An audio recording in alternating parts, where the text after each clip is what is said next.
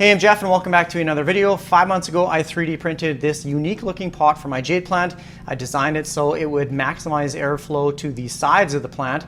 So it does have these slits in the inner pot. Now I wanted to see if there would be any difference in the root system or root structure when comparing it to a terracotta pot. I have not taken these plants out of their pots yet, so I have no idea what the roots look like. So we'll do it together. So let's check it out. Somewhere down in the comment section of one of my previous videos, someone had mentioned a concept or a process called air pruning. Now I had never heard of this before, and what I typically do is I like to keep all of my jades in the same size pot. Even my large one back here, this one's been in the same size pot for probably about maybe 5 to 8 years. But what I typically do to manage the overall root ball size is I will do a root prune. So I'll pull the plant out of the pot and I'll cut off probably about 1/3 of the entire root structure.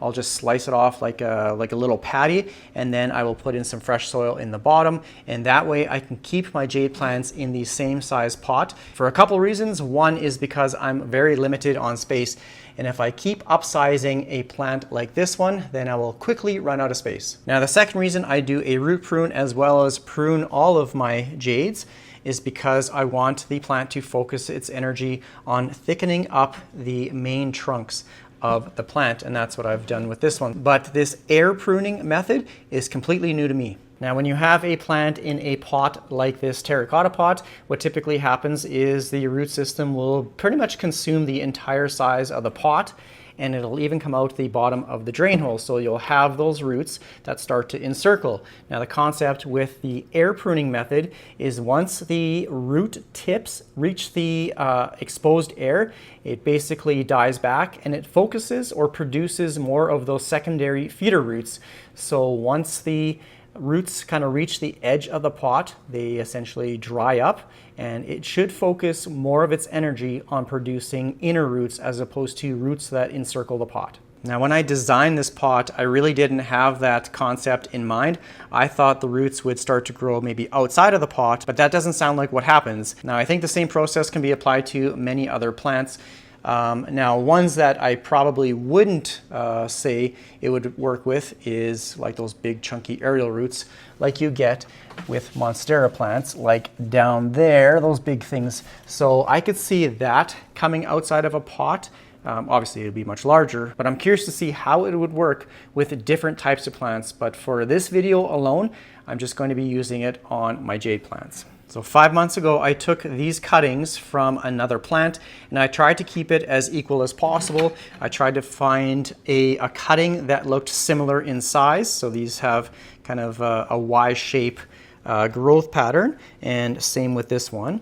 And I kept them both under the grow light right here. And most times I water them at the exact same time. So of course this one was inside like that. Now the cool thing about this pot is I do have these little holes on the sides, but when you take out the insert, you can see it has a little bit of a lip. So the insert will sit right in the bottom here, but there is about, I don't know, what is that, 1/2 inch gap around the sides. So there is constant airflow to the roots. And I'm curious to see what the root system looks like. So I'll be pulling this one out of the pot and this one out of the pot because there should be a large enough root system to compare it, just because there is a bunch of new growth on both of the plants. So that's telling me that it has a root system large enough to sustain new growth. So I'm going to start with this one right here and take it out of the pot. Change of plans. I'm going to start with this one first. I wasn't going to take this one out of the pot, but I just want to show you what a typical root system on a root-bound jade plant looks like. Like I said, there's some roots popping out the bottom here. I'm just curious to see what this one looks like. So I got some high-tech equipment here, just using my butter knife. And all I'm doing is just loosening up the soil. I guess it's not soil, this is a gritty mixture. It's pretty much just a bunch of stones. So I'm just loosening it up around the sides. And then I'm going to just slowly lift up on the plant. So this is a typical growth pattern, or what a jade root system looks like when it's completely consumed the pot. Now I'll just show you what these small little fibrous roots look like close up. So you can see lots of thin roots. Now I don't know what this white stuff is. I don't know if that's root mealies or if that's some sort of fungus, or I don't know what it is. I'm hoping it's not root mealies, but I'm just going to put it back in the pot for now. But you can see a lot of the thicker roots as well as the thinner ones. So what I would do is cut a third of the root system off. So I'd slice that with a butter or with a utility knife, and then I'd put some fresh soil on the bottom and then place it back in the pot. So I'm just going to plop it back in here for now, but that is typically what a root-bound jade plant looks like. Okay, I grabbed a different tray. Now, one thing I wanted to mention as well, and I don't think I did when I was comparing to these two pots, as you can see, there's a little bit of a height difference, but for the most part, the soil is the same height. So there's a little bit of discrepancy in regards to the height of the pot.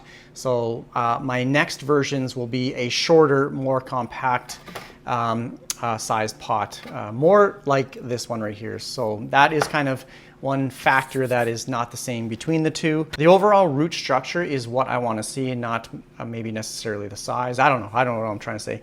Let's take this out of the pot and see what has developed over the last 5 months. It's definitely not like super root bound. Okay, so this one looks like a typical growth pattern for most houseplants. The roots will search down into the bottom of the soil, and there are quite a bit of roots on the lower portion of the stem. And of course, we'll get in here nice and close. I'll take it out.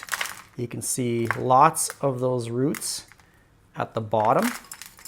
I did put a little mesh on the bottom of the pot so these little stones wouldn't run out. This is the VeryPlants succulent and cacti mix. Some nice root growth to the edge of the pot as well as at the bottom. Now I'm just going to set this aside and we'll pull this one out of the pot and see if there's a difference in the type of roots that it's growing. Now, same thing with this one. I'm just going to see if I can get it down. Actually, I'm just going to tip it upside down because I can't get my knife down there. So I'm just going to shake up the pot, loosen it up. Okay, super interesting. There are more roots kind of uniformly around the entire plant. So it's not isolated to at the very bottom like this one. I'm just going to do a side-by-side comparison here. So as you can see, a lot more roots kind of throughout the entire pot, whereas this one, the roots kind of went right to the bottom, and yeah, there wasn't much like at the top here. There's maybe a little bit on this side right here, but this one, it has kind of an equal amount of roots all the way around. Okay, that's super interesting. This one, you can see the difference between the two. So it's not like huge, but way less roots, I guess, closer to the top is what I'm trying to say. So do you guys see a difference? Let me know down in the comment section. I will keep this experiment going, but I'm just going to place these back in the pot now. Don't need to use a little spoon. I'm just going to shove all that soil back in, kind of keeping it at the same level as it was. I put that little mesh thing in the bottom, and I'll do the same thing for this plant right here. Now, as I place this one back in the pot, you can see it just barely reaches the edge of the pot in regards to the width or the thickness, and then those roots just kind of die back, I guess. I don't know if there's any better way to put it, but definitely there is a more substantial root structure throughout the entire pot. But you can see nothing ever exceeds the sides of the pot. So that is absolutely crazy. That is such a cool finding with this experiment. I'm definitely going to keep this experiment going, because what will happen to a plant long term if it never exceeds the pot size, like this one right here? Eventually it's going to consume the entire pot. The roots are going to come out the bottom, but it's just going to keep growing in size until it reaches the limits of the pot. But the plant should still continue to grow. When you have a plant like this where it will never reach the bottom or the sides, how will it affect the overall growth? Is it going to stunt the growth, or is it going to just continue growing with that same size root ball all the time? I have no idea. Let me know down in the comment section what your guys' predictions are for how it's going to affect the plant long term. This is the crazy cool thing about running experiments like this is you just get to see the progress, and you come up with different questions about how it's going to grow. So that's why I love doing experiments on this channel. So I think that's going to be pretty much it for this video. Let me know what you think of it. If you have any other comments or questions, please leave it down below in the comment section. I appreciate all the support. Take care, everyone. Bye.